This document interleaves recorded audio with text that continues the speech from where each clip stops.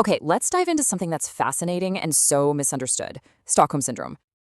Movies make it seem like captives fall in love with their captors, but is that what's really going on?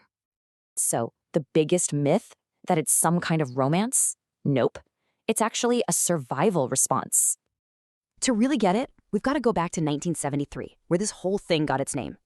For 6 super tense days, something really strange started to happen inside that bank vault. Get this, after they were rescued, the hostages actually defended the robbers. Everyone was completely baffled. So, what is going on here? Well, it's not a rational choice. It's the brain's survival mode kicking in. At the heart of it is something called trauma bonding. It's a powerful link formed through intense fear.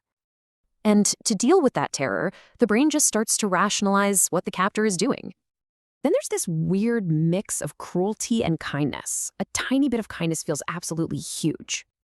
And you know what? A lot of this comes down to pure, raw brain chemistry. It's wild. Stress hormones can actually hijack the parts of our brain that are supposed to form bonds. Basically, the brain's fear center just takes over, shutting down our logic. Survival is all that matters. And this survival instinct isn't just for hostage situations. You see it in other traumas too.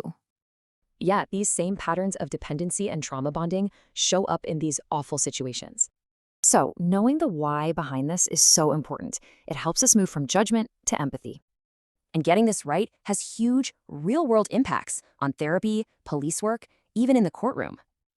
So let's be super clear. This has never, ever been about love or affection. It's really a story about how incredibly the human mind adapts to survive the absolute unthinkable. Which leaves us with one last question. How can we use this to better support survivors?